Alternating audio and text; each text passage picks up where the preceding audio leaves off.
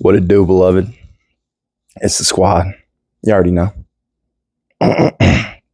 Coming back at y'all with that verse 14, chapter 9 of the book of Matthew.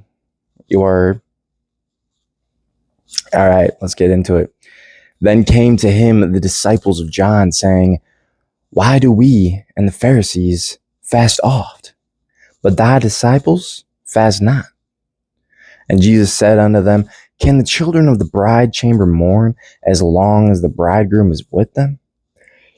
But the days will come when the bridegroom shall be taken from them, and then shall they fast. No man putteth a piece of new cloth unto an old garment, for that which is put in to fill it up taketh from the garment, and the rent is made worse. Neither do men put new wine into old bottles, else the bottles break, and the wine runneth out, and the bottles perish. But they put new wine into new bottles, and both are preserved. Indeed. Now, I do think this is a pretty straightforward passage. I'll try and get through it fairly quickly here. But, I mean, hey, fasting, dude. That's a good topic to talk about, fasting. You know, I'm not going to say like I'm the best at it. I'm not going to say like I'm the chief faster, right? The faster in chief. But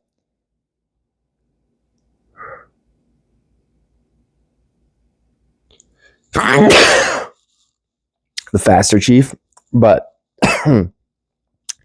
I put my best forward, you know what I'm saying? And I do think it's a great way to practice sacrifice, I guess. Practice putting God first, right? And I've talked about it before, so I won't spend too much time on it. But fasting, I from what I've learned, the best way for me to do it, I guess, is and to use it like the way I've grown to think about it and use it as a tool is, and I know I've used this before, but it's like that tying the string around whatever, and then when you look at it, you think about it, it's like, but more intense because it's like, hey, you're hungry, you got that little hunger pain in your stomach, and your stomach hurt, and yeah, it's anytime that pain comes along, it's you focus on God, and maybe makes you pray, maybe makes you say, give a little thanks or something like that, right?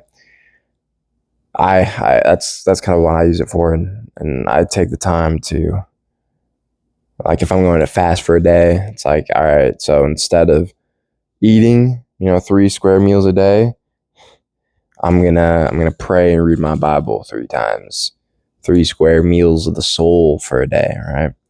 I haven't really done much fasting beyond a day, and I honestly use the sleep, so I will eat my last meal of the day before, and then I kind of count my fast as that night, and then I'll eat same time the next day. So I know that's a pretty weak fast. All right, got to do better, right? I always have excuses of like, oh well, I don't want to lose my gains, but at this point in my life, kind of doing rehab and stuff, so maybe I should put a better attempt forward. All right. But fasting, yeah, solid. It's a solid way to get closer with God, right? Or at least build your relationship, As to the Pharisees, as to the passage, right? I mean, again, it's pretty straightforward, right? He's talking about, oh, why do we and the Pharisees fast often? And Jesus is saying, well, the children of the bride chamber, basically, I believe like the husband, right? Like the best men, right? They're not going to mourn as long as the husband, or as the groom, right, is with them, right? They're gonna make merry, right? They're gonna eat, they're gonna feast, right? And the groom would be Jesus, right? They're gonna feast, they're gonna have fun, they're gonna enjoy their time together. And then when they go out on their honeymoon, when the bride and the groom go out on their honeymoon, then the boys are gonna sit back like, dang, remember the times, bro. That's when they're commemorating, right? That's when, like, in fasting, it's like remembering, right? That's when they're gonna fast. They're gonna be thinking about it. They're gonna be like, dang, the squad, right? The boys, they're never gonna be the same because one of the lads is off with the lasses now, and it's an RIP to the gang type, But then, so like that's he's talking about himself, right? He's talking about, all right, so like I'm here right now, so why would they be out here, fasting and stuff right now?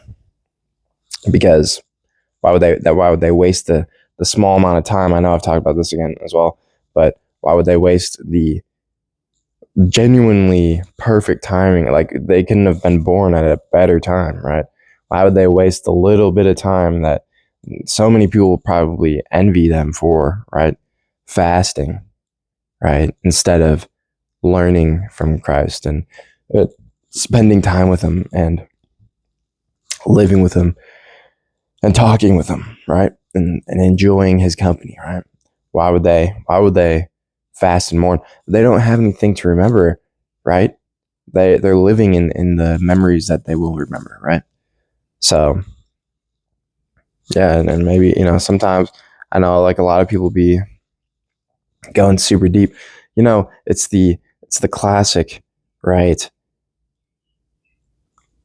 Pushing yourself too much to the point that you don't have any energy or whatever to do what you need to do when the time actually comes. You're over preparing. You're depleting your resources during a time when things are good, when you don't need to, right? And then when the times actually come to where you actually need to, the times actually come when you need to use your resources, right? You don't have any because you've been tweaking about it the whole time, right? Something like that, right? And yeah, God gave us times of enjoyment, right? That we can appreciate, right? And times that when we were going through the bad times, we can remember and help us through those bad times, right? That He gives us the energy, He gives us the soul food, right? For when we're fasting, when we're going through fasting times, right? When we're going through times of drought and what is it? I don't know. When you don't have a lot of food, right? So yeah, just think about that, right? Think about that. Learn to enjoy the good times and not put the bad times in the good times, right? Even Jesus saying that, bro. Like, yo, they're living through the good times right now. They don't need to taint these good times with bad, right? With struggle, right? They ain't struggling right now. No, they ain't got to try to struggle. For a lot of these, bro, you don't have to come from the mud in order to struggle, right? Sometimes you can live in the love, right? And then later on you'll be going through the mud, right? Later on you'll be in the struggle, and you can remember the love. I'll help you get through the mud, right? Something like that. The next little analogy, right? Putting the cloth in the old garment, that new cloth is going to stand out, right? And it's going to look weird, right? It's going to look like, oh, that doesn't go there. Clearly you patched that, right? So what? Oh, he doesn't talk about the old. So, you're just going to leave that rip there, right? It's like, all right, it adds swag, it adds aura, right? It looks good. It's drip now. And then, so, that's pretty straightforward. right? You're not going to ruin the whole. You're not going to taint the good times, right? With something bad, with some struggle, right? You're just going to let it be, right? You're going to live in it, right?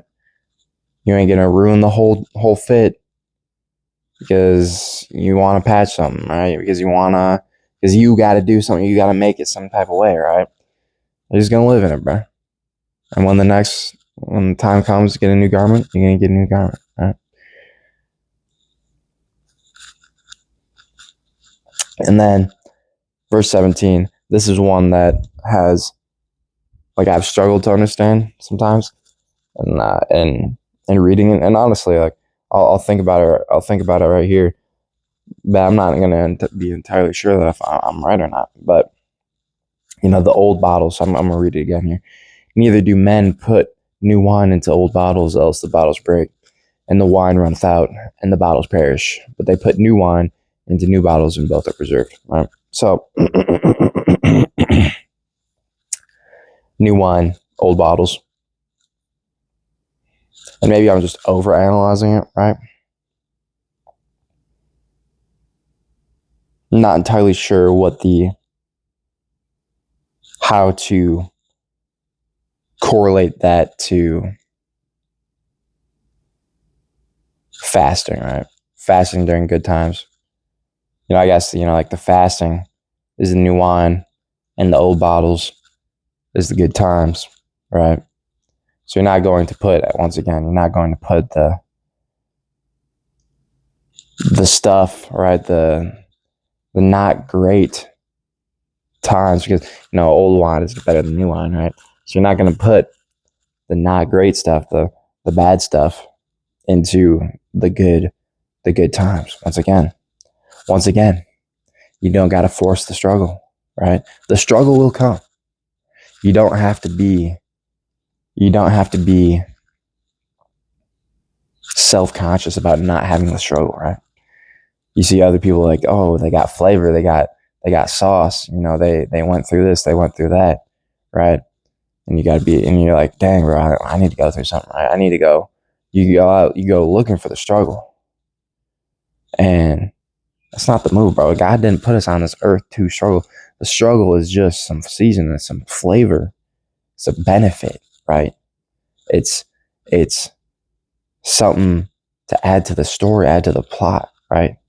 It's not something you go looking for. You don't go and make your whole story about struggle. No. Starts off decent, right? Starts off fun, and then you go through the struggle, and then you come out at the end a different thing, right? Right? Come out with some more sauce, right? So, if I just read a book about all struggle, I don't know. I'm sure there's a book like that. I ain't heard of it though. And most people aren't going to say it's a good book, I don't think. But hey, bro, I don't know. Maybe that's a solid book. I don't know. Most people are wrong, right? I'm probably wrong. But just for the sake of the analogy, right? Looking for struggle. Story all struggle, bro. It's going to be boring. You ain't going to sauce. You're going to be lost in the sauce, It's the classic Gucci saying, right? Something about sauce, but then they also get lost in the sauce, right?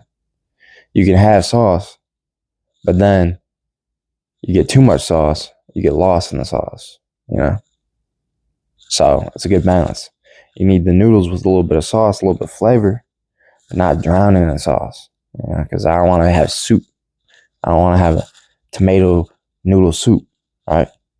I want some spaghetti. Need a little sauce on there, right? I think that's basically what God's saying right here. New wine in the old bottles? No. Because then the bottles break. Then you ain't got any sauce. If it's all sauce, what is sauce? If it's all sauce, you don't know the difference between the sauce and the non-sauce, right? The new wine in the old bottles, you ain't got no wine now because the bottles broke. The wine runneth out and the bottles perish.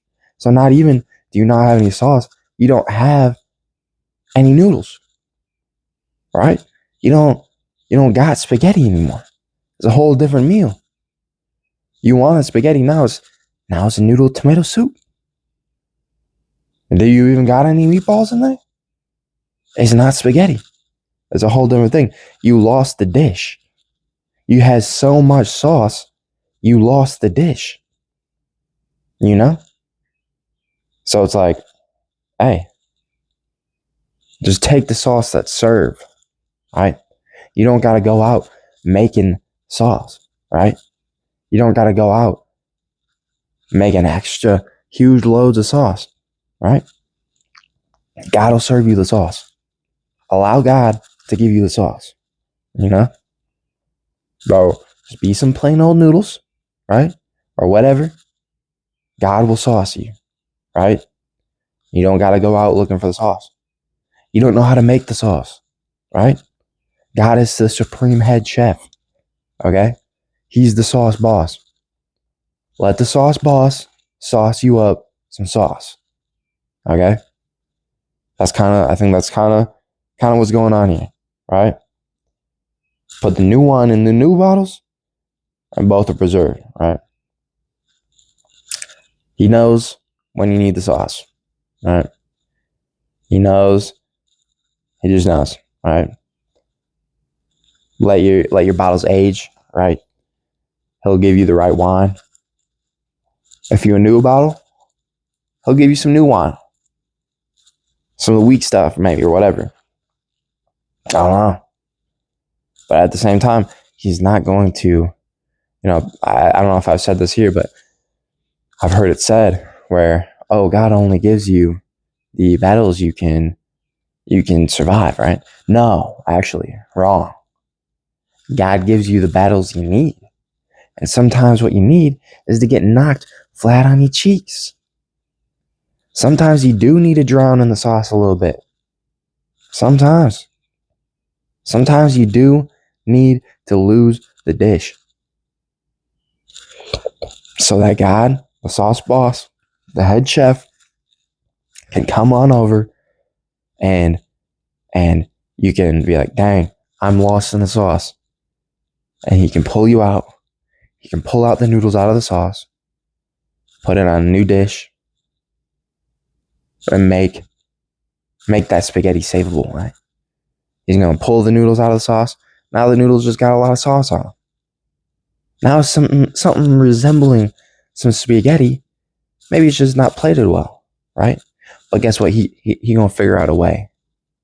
He gonna figure out a way to make it picturesque for the gram, so that when he serves it out, when he serves you that big plate, is gonna look presentable. It's gonna look better. It's gonna look unique and different in a way that only a superior amount of sauce and an extreme amount of sauce could have made, right? And it wouldn't be good if the sauce boss did not unsauce, right? Did not pull out those noodles, right, out of the sauce. If he had just served it in that overwhelming amount of sauce, no one would have been eating that. 0 stars on Yelp, right? But because he is the sauce boss, because you acknowledge that you were drowning in the sauce, you were lost in the sauce, he was able to pull you out, replate you, new dish, represent you, guide you, set you up to succeed, right? And then you just got to remember about that overwhelming amount of sauce, right? All I'm saying is you ain't going to win every battle, right? And sometimes you need to lose so that you can realize you can only win with the sauce boss, with the big guy, with Jesus, right? That's what I'm talking about, right? And yeah, don't go looking for too much sauce. God will bring you the sauce, right? Don't worry about it. Just trust God. Have faith. End of the day, bro, if all those analogies is just too much, bro, just have faith. Just have faith in God. That's about it. Appreciate y'all. Love y'all. Ask the Lord, give you some sauce. Actually,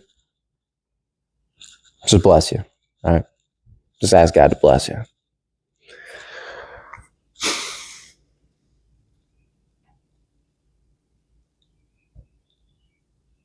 Amen.